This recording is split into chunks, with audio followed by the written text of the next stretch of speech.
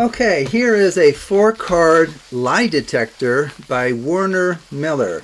So I'll go ahead and add a link in the description below to where I found this and where you can find his other amazing ebooks on card magic. Okay, so you mix the cards or have the spectator mix them as much as they would like. And now what you need is you need the spectator to choose 4 random cards where neither one of you see, what's being chosen. Okay. Well, I don't have a spectator here, so I'll just randomly cut off some. 1, 2, 3, 4. Okay, and then we can mix these, or have the spectator mix them. Okay. So now what you do is you have the spectator just gather these up and then just deal the cards into 2 piles. Have them point to either pile. So maybe they point to this one. So what they need to do is they need to remember the identity of the bottom card. That is their special card. Okay? And you just set it on top of the other pair. Now, since both of us kind of know where your card's located, why don't we go ahead and just give it, it's called a Charlier 1 shuffle. I'll do a couple of them there. A Charlier 1, and I can add a link in the description below if you want to learn that fun little shuffle. But doing it twice should be sufficient. And now this is where the lie detection comes in, because you ask the spectator, what is the suit of the card you saw? With the proviso that they may lie if they would like. So let's say your spectator decides to, quote, lie. They say that the suit they saw of their card is a club. Okay? So it's either a club, heart, spade, or diamond, of course, right? So they claim it was a club. Okay. So all we do is we just spell club by moving one card from the top to the bottom, and then we discard the card on the last letter. I guess here it would be on the B. So you go C, L, U, B, discard. Spell club again. C, L, U, B, discard. And now a third and final time. C, L, U, B, discard. And now we're going to discover whether or not the spectator lied about the suit of their freely and randomly arrived at card. So you said it was a club, right? Yeah. Let's see what it actually was.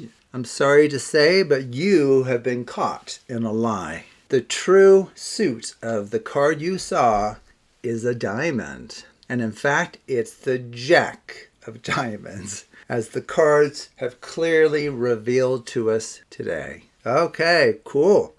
Okay, so this is a very quick, simple effect. Well, in some ways it's not that simple because it's clever, I guess, in terms of how it was designed. But it uses just 4 cards. Okay, so there's not, I guess there's just, 4 cards, maybe 1 or 2 things to tell you. Okay, so you have them deal them out to 2 piles. They choose the other pile. They look at the bottom. Oh, this time it is a club. Now, I should point out that you need to spell the singular of the suits in this particular routine, which is reasonable to do because we're not talking about 2 or 3 cards of the same suit, like diamonds, 3 different cards that have diamonds as their suit.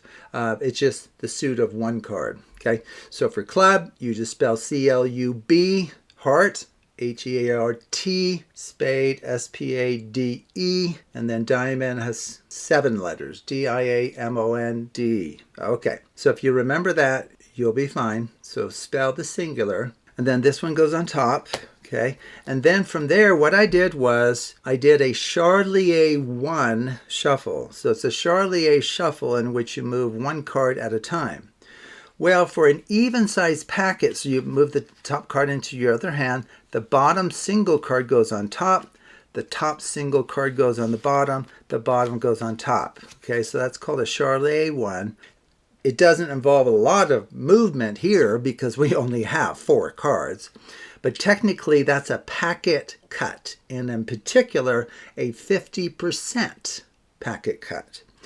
Well, 2 50% packet cuts return any even-sized packet to its original order. Okay, so we haven't harmed it by performing 2 Charlier 1s in a row.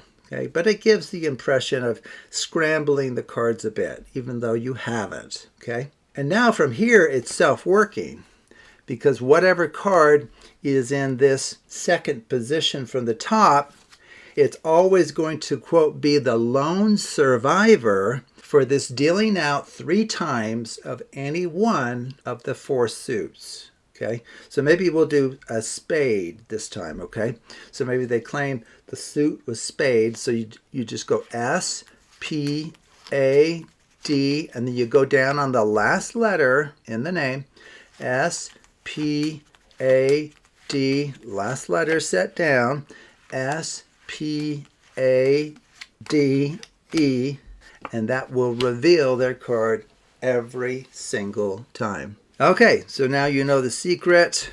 How Werner Miller came up with this, he doesn't share that in his write-up. He seems to have a real knack for finding extremely clever procedures that accomplish very surprising things, and this is an example of it as well. So thank you for watching, and take a look at other videos on the Absolute Math Magic channel.